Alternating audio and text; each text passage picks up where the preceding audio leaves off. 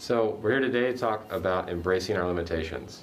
It's a vulnerable making thing, and when you're checking your perspective, it's something you're going to run into. You're going to run into your limitations, and oftentimes that creates anxiety in us and fear, and we try to control things. Yes. And it's better to not do that, but you've got to be able to actually embrace your limitations to do that. And Aaron Walker, we were talking earlier about how you do that. Would you mind sharing a little bit about Yes. how you embrace your limitations? So I embrace my limitations by actually taking a step back, taking a breather, and think about the things that I can control and the things that I can't. It's easy for us to just go on about dwelling in the negative and what if this happened and stuff like that, but it already happened. So you have to just take the time to move on. So I use music as a coping mechanism to keep myself grounded by listening to other people's situations. It might not be the same as mine, but just knowing that they got through it, so it encourages me that I can get through it too as well. So it sounds like you begin by just assessing what is real.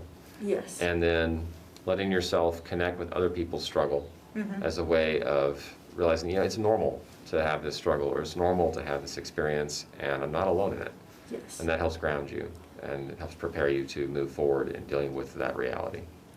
So Chaplain Hammons, what helps keep you grounded in times? Yeah, so the thing that I found that helps me the most is beginning from a place of recognizing the reality that we are creatures that are made with limits. Like, I can only, lift so much weight. I can maybe work hard to change that, but within a range of options. Like, I like to run, and I would like to run faster, but today I have a limit to how fast I can run safely.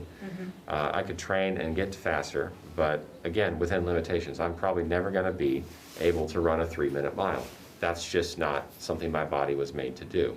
And so, in the same way, anytime we're bumping into a limitation, it's a good thing to ground ourselves in the reality of who we are. We are creatures with limits, and we were not made to be perfect. And so when I feel that desire in myself rising up to be perfect and getting frustrated and the temptation to beat myself up, it's helpful for me to remember I'm not perfect, and that's actually okay. And so, that's one of the ways that I try to embrace my limitations, reminding myself who I am and how I was made to be a person with limits. And so it's natural to fail, it's natural to struggle, and it's natural to not be perfect. And so that desire in us to be perfect is kind of a little bit of a lie.